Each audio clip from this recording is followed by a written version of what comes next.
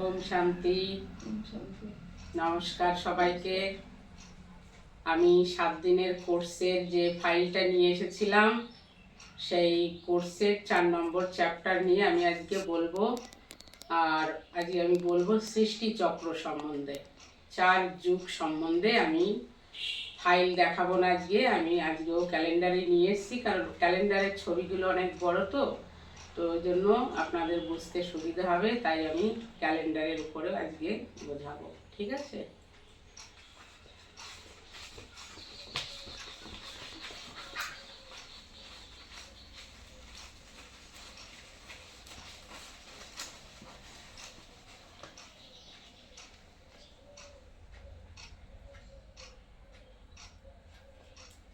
এই হচ্ছে সৃষ্টি চক্র, 4 যুগের চক্র। ঠিক আছে? তো এটা ভালো করে একটু লক্ষ্য করতে হবে। এটা আমাদের এই সৃষ্টিটা মাত্র 5000 বছরের চক্র এটা। এবার এখানে লেখা আছে 5000 বর্ষ। এখানে লেখা আছে যে আমাদের সৃষ্টি, টোটাল সৃষ্টির আয়ু 5000 বছর। তো এই 5000-এর এই সৃষ্টি চক্র। তো এখানে এটাকে কি বলা হয়? এটাকে স্বস্তিক চিহ্ন বলা হয়। আমরা যখন ভক্তি মার্গে ছিলাম, তো ঘটের উপরে এই স্বস্তিক চিহ্ন এঁকে আমরা পুজো করতাম, কিন্তু এই স্বস্তিক চিহ্নটা সম্বন্ধে কোনো নলেজ ছিল না, জ্ঞান ছিল না তখন আমাদের। তো আজকে এই স্বস্তিক চিহ্ন সম্বন্ধে আমাদের পুরোপুরি নলেজ ধারণ হয়েছে, এবং এটা সারা বিশ্বের সবাইকে এই স্বস্তিক চিহ্ন সম্বন্ধে, বা এইটাই হচ্ছে এই সৃষ্টির চক্র, এই সম্বন্ধেই আজকে আমি বলবো। তো সেই জন্য আমাদের এই সৃষ্টির আয়ু প্রথমে দেখানো হয়েছে, আমি এখানে দেখিয়েছি 5000 বছর। কিন্তু এক একজন ভক্তি মার্গের এক এক ভাই বা বোন সব এক এক সময় আমাদের কাছে বলে, না না, এখনো কলিযুগেরই 40,000 বছর কলিযুগ। নানান রকম কথা বলে, যার যেমন জ্ঞান, যে যেখান থেকে যেটুকুনি সংগ্রহ করেছে সে সেইগুলো বলে। কিন্তু অ্যাকচুয়াল সৃষ্টির আয়ু 5000 বছরের। ঠিক আছে? তো এখানে যে স্বস্তিক চিহ্ন দেখা হয়েছে 4টে ভাগ করে, এটা হচ্ছে সত্যযুগ, এটা ত্রেতা যুগ, এটা দাপর, এটা কলি। আর এইখানে ছোট্ট করে একটা যুগ দেখানো হয়েছে, এই যে এখানে থেকে এইটুকুনি কলিযুগের পরেই এইখানে ছোট্ট একটা যুগ এখানে দেখানো হয়েছে। এইটা হচ্ছে এই জায়গাটার এই ছোট্ট 100 বছরের একটা যুগ, এটাকে বলা হয়েছে সঙ্গম যুগ। তাহলে সত্য, ত্রেতা, দাপর, কলি, সঙ্গম যুগ 4টে নয়, যুগ 5টা। তো সেই জন্য এই যুগটা ছোট্ট একটা যুগ এখানে রাখা হয়েছে। যখন কলিযুগ শেষ হয় সেই সময়ে এই যুগটা শুরু হয়। এই যুগটা মাত্র 100 বছরের যুগ। এই যুগটার নাম হচ্ছে সঙ্গম যুগ। সঙ্গম কথার অর্থ হচ্ছে মিলন। তো কার সঙ্গে মিলন? ডাইরেক্ট ভগবানের সঙ্গে মিলন। স্বয়ং ভগবান সৃষ্টিতে আসেন, এসে এই সৃষ্টির সমস্ত রহস্যগুলো একেবারে ওপেন করে দেয়। সব কিছু সম্বন্ধে ডিটেলস আমরা জানতে পারি বাবার মাধ্যম দিয়ে, শিব বাবার মাধ্যম দিয়ে। শিব বাবাই তো অমরনাথ না, পৃথিবীতে একমাত্র শিব বাবাই অমর। সেই অমর কথা আমরা বাবার মাধ্যম দিয়ে শুনি। তো টোটাল সত্য, সত্যম শিবম সুন্দরম। তো সত্য কথা একমাত্র বাবাই বলেন, এবং বাবার কাছে টোটাল সৃষ্টির গল্প রয়ে গেছে, টোটাল রহস্যটা রয়ে গেছে। তো সেই হেতু বাবার মাধ্যম দিয়ে আমরা এই সবটা জানকারি পেয়েছি। তো এই সৃষ্টির আয়ু 5000 বছর, আর এই সঙ্গম যুগের আয়ু 100 বছর। তো সেই জন্য এক একটা যুগের এখানে দেখা হয়েছে, এই 4টে যুগের আয়ু, এক একটা যুগকে দেখানো হয়েছে 1250 বছর করে। হ্যাঁ, তো 1250 বছর করে যদি এই সৃষ্টির এক একটা যুগের আয়ু হয়, তাহলে 4 যুগ কলিযুগের মধ্যে থেকে 100 বছর এখানে নিয়ে নিয়েছে। তো এটাও ওই 5000 বছরের মধ্যেই ধরা হচ্ছে। তো সেই হেতু এখানে সঙ্গম যুগটাও কলিযুগের মধ্যেই ধরা হয়েছে। কলিযুগের কিছু অংশ থাকতেই এখানে এই যুগটা শুরু হয়ে যায়। তো এটাও এই যে 1200, এখানে লেখা আছে ভালো করে, 1250 বছর এক একটা যুগের আয়ু। তাহলে এখানে টোটাল 4 যুগ দেখানো হয়েছে, 4 যুগের আয়ু। এই 100 বছর নিয়েই এখানে 5000 এর আয়ু, 5000 বছর। তো এটা 100,000 বছর, 40,000 বছর, 50,000 বছর কোনো কথাই হয় না। তাহলে এখানে আমাদের সৃষ্টির আয়ু যদি 5000 বছর হয়, তা আমরা এই 5000 বছরে ঘুরতে ঘুরতে, এই চক্রের মধ্যে ঘুরতে ঘুরতে আজকে এই সময় আমরা কত রোগী হয়ে গেছি। এখন এই সময়ে যা যন্ত্রণা আমরা ভোগ করছি, তো আরও যদি এই সৃষ্টির আয়ু আরও বেড়ে যেত, তাহলে মানুষের কি অবস্থা হতো। এখনই ধৈর্যহীন, সহ্যহীন, কোনো রকম কিছু ধৈর্য সহ্য মানুষের মধ্যে এখন নেই। তাহলে এই যুগের আয়ু যদি আরও বাড়তো, তাহলে মানুষের আরও কি পরিস্থিতি হতো। তো তবু এই 5000 বছরের আয়ুর মধ্যেও এখন তবু মানুষ মানুষকে দেখছে, তখন মানুষ মানুষকে দেখতো না। তাহলে এই সৃষ্টি চক্র, এই প্রথমে এই সঙ্গম যুগ যেই শেষ হবে, তখন টোটাল সৃষ্টির বিনাশ ঘটবে। ঘটার পরে এই সত্যযুগ আসবে। তখন জীবন্ত লক্ষ্মীনারায়ণের যুগ এই সৃষ্টিতে চালু হয়ে যাবে, রাধা কৃষ্ণ। তো রাধা কৃষ্ণের মানে ভারী বয়স যেটাকে বলে, রাধা কৃষ্ণই একটু বেশি বয়স, যখন বিবাহের উপযুক্ত, সেই সময় যখন তারা দুজনে স্বামী স্ত্রী হয়ে যায়, লক্ষ্মীনারায়ণ, তখন ওই সময়কার নাম, রাধাকৃষ্ণর নাম লক্ষ্মীনারায়ণই হয়। বিবাহের পরে ওদের সিংহাসনে বসে, তখন ওরা রাজা রানীর পাট বাজায়, এই রাধাকৃষ্ণরই বড়বেলার নাম হচ্ছে লক্ষ্মীনারায়ণ। ঠিক আছে? তো ওই জন্য নারায়ণের লক্ষ্মীর ছোটবেলার কোনো চিত্র নেই। তো এখানে যার জন্য বাবা এসেই এইটা বলল যে রাধাকৃষ্ণই হচ্ছে লক্ষ্মীনারায়ণ হয়, রাধাকৃষ্ণ। তো সেই রাধাকৃষ্ণের যুগই হচ্ছে এই সত্য যুগ। এখানকার প্রিন্সেস হবে লক্ষ্মীনারায়ণ, ছোটবেলায় প্রিন্সেস হবে, তারপরে মহারাজা মহারানীর পাঠ ওনারা বাজাবেন। তো তারপরে আবার এখানে ত্রেতা যুগে রাম সীতার যুগ চলবে। এটা চলে যাওয়ার পরে এইখান থেকে ভক্তি যুগ শুরু হবে। এই দুটো যুগ চলে জ্ঞানের উপরে, এটা জ্ঞানের যুগ, আর এই দুটো যুগ হচ্ছে ভক্তির যুগ।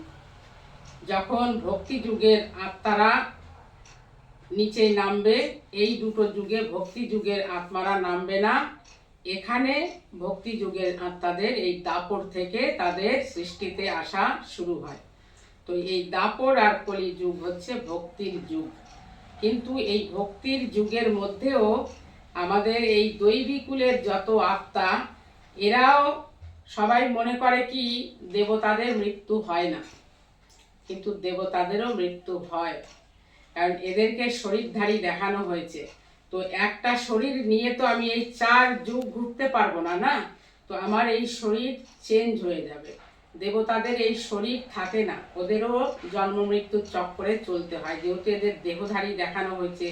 তো দেহের পরিবর্তন হয়। তো সেই পরিবর্তন হতে হতে ওনারাও জন্ম মৃত্যু, এই 4 যুগ ধরে ওনাদের জন্ম মৃত্যুর চক্করে ঘুরতে হয়। তো সেই হেতু দেবতাদেরও মৃত্যু হয়। যাদের এই ভুল ধারণা রয়েছে যে দেবতারা কখনো মরে না, এই পৃথিবীতে অমর একজনই আছে, সেই অমর ব্যক্তি হচ্ছে শিব বাবা। আর কেউ অমর নয়, সবাই এই সৃষ্টিতে মৃত্যুবরণ করে। তো ওনারা জন্ম মৃত্যুর চক্করে ঘুরে ঘুরে এই ভক্তি জগতে এসে ওনারাই ভক্তি শুরু করে, তারপরে অন্য অন্য আত্মারাও এসে এখানে ভক্তি শুরু করবে। তো দেবতারাও তারা নিজেদের নিজেদের পুজো এখানে করেছে, যেহেতু তারা ভুলে গেছিল যে তারাই দেবতা ছিল সৃষ্টিতে। তারা তো সাধারণ কুলে এসে গেছে, দৈবী কুল শেষ হয়ে গেল, তারপরে তো দাপড়ে এসে গেল, এটা সাধারণ মানুষের যুগ। তো সেখানে এসে দেবতারা নিজেদের ওনারা যে দেবতা ছিল পৃথিবীতে সেটা ভুলে যাবে। কারণ জন্ম মৃত্যুর, আমি এই জন্মে এই রূপে আছি, নেক্সট জন্মে আসছে জন্মে আমার এই রূপ থাকবে না, আমি হয়তো পুরুষও হতে পারি। তো আমি এই জন্মে মহিলা আছি বলে যে আমি পরের জন্মেও মহিলা হব সেটা কিন্তু নয়। আত্মা শরীর চেঞ্জ করে, কখনো পুরুষ হয় কখনো মহিলা হয়, দুরকম রূপ ধারণ করে সৃষ্টিতে। যে মহিলা হয়েছে সে যে পুরুষ হবে না সেটা কিন্তু নয়, যে পুরুষ রয়েছে সে যে মহিলা জন্ম নেবে না সেটা কিন্তু নয়। সব আত্মা পুরুষ মহিলা এরকম জন্ম নেয় সৃষ্টিতে।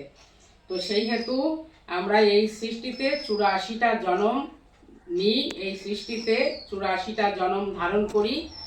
আর মেন হচ্ছে এই যুগে যাদের জন্ম হয়েছে লক্ষ্মীনারায়ণ, যে প্রথম র্যাঙ্কের লক্ষ্মীনারায়ণ থাকবে, তার এই পৃথিবীতে 84 জন্ম সে কমপ্লিট করবে। বাকিরা সবাই 84 জন্ম ধারণ করে না, তারপর পরই আসে। যেমন এখানে যে প্রথম জন্ম যারা নেবে, এই সত্যযুগে প্রথম ধাপে যারা নামবে তাদের সবার 84 জন্ম হবে। আবার দ্বিতীয় ধাপে যারা নামবে তাদের আবার 84 জন্ম হবে না, তাদের হয়তো 83 হবে, কারুর 82 হবে, কারুর 80 হবে, কারুর 81 হবে, এরকমভাবে ধাপে ধাপে নামতে থাকবে। কিন্তু এইখানে প্রথম ধাপে যারা নামবে তাদের 84 জন্ম এই চক্রে তারা পুরো করবে। কোনো সব মানুষরা 84 জন্ম এই পৃথিবীতে নেয় না। ভক্তি জগতের যেসব আত্মারা, এদের 63টা জন্ম হবে। কারণ এই যুগে সত্যযুগে 8টা জন্ম হয়, এখানে এই যুগে 21টা জন্ম হয় না, এই যুগে 8টা জন্ম হবে, এই যুগে 12টা জন্ম হবে, এই যুগে 21টা জন্ম হবে। এই দাপর যুগে সব আত্মার 21টা জন্ম হবে, আর এখানে হবে কলিযুগে 42টা জন্ম। হ্যাঁ, তো টোটাল এই 84 চক্রের মধ্যে সবার 84 জন্ম হয় না। যারা ভক্তি জগতে আসে তারা সবাই বলে 84 লক্ষ জনিতে একটা আত্মা ভ্রমণ করে। এই কথাটাও রং কথা, 84 লক্ষ জন্ম কারুর হয় না। কারণ লক্ষ কি করে হবে, তার কারণ সৃষ্টির আয়ুই যখন 5000 বছর, তার লক্ষ কথা তো এখানে আসতে পারে না। না, তো সেই জন্য এই 5000 বছরের মধ্যে 84টা জন্ম আমরা ধারণ করি সৃষ্টিতে। তো এই হচ্ছে মেন ঘটনা।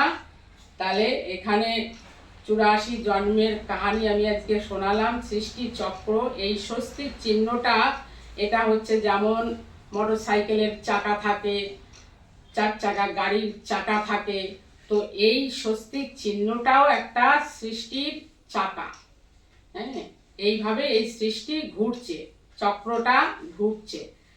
তো চক্র যেমন সাইকেলের চাকা ঘোরে, তো এই চক্রটাও ঘোরে। তো এই চক্রের নলেজ সবার নেই, তাই আজকে বাবা এসে আমাদের এই চক্রের নলেজ দিয়ে দিয়েছে। তো প্রত্যেকটা যুগের আয়ু হচ্ছে 1250 বছর, এটা ভালো করে মনে রাখবেন। প্রত্যেকটা যুগের আয়ু 1250, 1250, 1250। তাহলে টোটাল কত হয়ে গেল? 5000 বছর। তাই এটা কোনো লক্ষ বছরে যায় না। তো এই ভুলটাই সবার যাতে ভেঙে যায়, যে 84 লক্ষ জন্ম হয় না, 84টাই জন্ম হয়। এবং আমরা এই 4 যুগের মধ্যে আমরা এখানে পুণ্যবান আত্মা হয়ে এই পুণ্যের জগৎ, এই স্বর্গরাজ্য, সত্য ত্রেতা যুগ স্বর্গরাজ্য, এটা দেবতাদের যুগ, এখানে ওরা ভোগ করে। আবার ভক্তি জগতও আসবে, এটাকে দুটো যুগকে নরক রাজ্য বলা হয়, এক ভাগ স্বর্গ এক ভাগ নরক। তো সেই দেবতারাও এই নরক দর্শন করে তারপরে সমস্ত জ্বালা যন্ত্রণা যত কিছু রোগ শোক ভোগ যা কিছু আছে সব ভোগ করে বাবা যখন এসে এই সৃষ্টির চক্রের সমস্ত নলেজ দেবে, তখন দেব এই নরকে যে আত্মাগুলো, কলিযুগে যে আত্মাগুলো আছে, তাদের মধ্যে টাচিং হবে যে বাবা যে নলেজ দিচ্ছে এটাই রাইট। তো এই সৃষ্টিতে বাস করে 850 কোটি জনসংখ্যা, তার মধ্যে থেকে এই নলেজ ধারণ করবে মাত্র 33 কোটি আত্মা। 850 কোটি জনসংখ্যার মধ্যে থেকে 100 কোটিও এই জ্ঞান নেবে না, মাত্র নেবে 33 কোটি আত্মা। এই জ্ঞান, বাবার এই জ্ঞান ধারণ করবে, আর 33 কোটি হচ্ছে দৈবিকুলের দেবাত্মা, তারা এই জ্ঞান নিয়ে এই দৈবিকুলে আসবেন। তো সেই জন্য, এবং দৈবিকুলের দেবাত্মারাই পৃথিবীতে সবচাইতে বেশি কষ্ট ভোগ করে, কারণ এখান থেকে তাদের জন্ম মৃত্যু চালু হয়েছে, এখান থেকে এই সৃষ্টিতে প্রথম ধাপেই তারা নামে। তো এই 4টে যুগ পেরিয়ে আসে, তো অনেকটা রাস্তা তারা পেরিয়ে আসে। এবার যে অনেক রাস্তা হেঁটে যায় তার বেশি কষ্ট হয়, আর যে কম রাস্তায় হেঁটে যায় তার কম কষ্ট হয়। তো দেবতারা এখান থেকে চলতে শুরু করে এই সৃষ্টিতে, তো চলতে চলতে তাকে এই রাউন্ড পুরো করতে হয়, তাহলে তাদের শরীরে আর কিছু থাকে না। লাস্ট মোমেন্টে তারা মানে অনেক ক্লান্ত, রুগী, অনেক দুর্দশার মধ্যে দৈবিকুলের দেবাত্মারা যে সংসারে আছে, কেউ একজন তার খুব দুর্দশার অবস্থার মধ্যে দিয়ে তাকে সময় কাটাতে হয়, কারণ তারা বেশি ক্লান্ত থাকে। যার কারণে যে এক একটা ঘরের বাচ্চাদের ধরে ধরে মা বাবা খুব মারে, স্কুলে যায় না, তাদের মাথার ব্রেনেও অতটা কাজ করে না, যার জন্য পড়াশুনো ভালো লোডিং করতে পারে না, ভেতরে নিতে পারে না, কারণ তাদের সমস্ত পার্টসগুলো কমজোরি থাকে। সেই হেতু এই যে বাচ্চাদের ধরে মারা মেরে মেরে পড়ানোর চেষ্টা করে, এটাও একটা রং, কারণ তাদের মেমোরিটাকে আগে দেখতে হবে সে কতটা নিতে পারছে। সেই জন্য যারা এত রাস্তা পেরিয়ে এসেছে তাদের ব্রেনও কমজোরি থাকবে, শরীরও কমজোরি থাকবে, আত্মাও কমজোরি থাকবে। এটা একটা মানে যদি কেউ এটা বুঝতে পারে যে সত্যযুগ থেকে যারা এই রাস্তায় নেমেছে, এই সৃষ্টি চক্রের মধ্যে ঘুরছে, তারা অনেকটা রাস্তা পেরোনোর কারণ অনেক ক্লান্ত থাকে, এবং সেই ক্লান্তি দূর হবে যেদিন সে বাবার সঙ্গে যুক্ত হবে, বাবার থেকে শক্তি নেবে। যেমন মোবাইলের চার্জ ফুরিয়ে গেলে কারেন্টের সঙ্গে যুক্ত করতে হয়, তবে মোবাইল চার্জিং হয়, তেমনি আমাদের আত্মাও এই শরীরের ব্যাটারি, তো এটাকেও চার্জ দেওয়ার জন্য পরমপিতা পরমাত্মার সঙ্গে যুক্ত হতে হবে, মেডিটেশন করতে হবে, তবে গিয়ে সেই আত্মার মধ্যে শক্তি আসবে, এইবার সে ঘোড়ার মতন দৌড়াতে পারবে। নচেত বাবা ছাড়া কেউ শক্তি দেওয়ার মালিক পৃথিবীতে নাই। তো সেই জন্য আরও বেশি জানকারির জন্য যে কোনো ব্রহ্মাকুমারী সংস্থার সঙ্গে যুক্ত হতে হবে, এবং এই রাজযোগ যে বিষয়টা আমাদের রাজযোগ শিখতে হবে, এই যোগের মাধ্যম দিয়ে আত্মার শক্তিকে বাড়াতে হবে, তবেই আমি শক্তিশালী হয়ে আমার যা যা শিক্ষার নেওয়ার দরকার শিব বাবার থেকে সব শিক্ষাগুলোই আমি ধারণ করতে পারবো, তখন আমি বলবান হয়ে যাব, অসুবিধা হবে না। যার কারণ আমাদের এই নলেজ দেওয়ার, যে যেখানে আছেন যদি এই নলেজ জানার ইচ্ছে থাকে বেশি করে, তাহলে দেখবেন বহু জায়গায় সেন্টার খোলা হয়েছে, তো সেই সব সেন্টারের মাধ্যম নিয়ে অনেক বেশি নলেজ ধারণ করবেন। প্রতিদিন এই নলেজ সবাইকে দেওয়া হচ্ছে। তো আমি জাস্ট কোর্সের যেটুকুনি অল্প কিছু জানকারি দিচ্ছি, এবার সেন্টারের মাধ্যম নিলে অনেক বেশি জানকারি পাবেন। যার কারণ আজকে মানুষরা তো সবাই যেতে পারছে না, জন্য এই চ্যাপ্টারটা আজকে আমরা ঘরে বসে কেন চালু করেছি, যাতে ঘরে বসে 7 দিনের কোর্সটা কমপ্লিট করতে পারে। এবার 7 দিনের কোর্সের ফাইলটা যখন শেষ হয়ে যাবে, তখন যে কোনো সেন্টারের সঙ্গে যুক্ত হয়ে যোগ ধ্যান শুরু করবেন, এবং বাবার নিত্য জ্ঞান দেওয়া হয় সেগুলো আপনারা ভেতরে ধারণ করবেন। ঠিক আছে, ওম শান্তি, ভালো থাকবেন। হ্যাঁ, নমস্কার।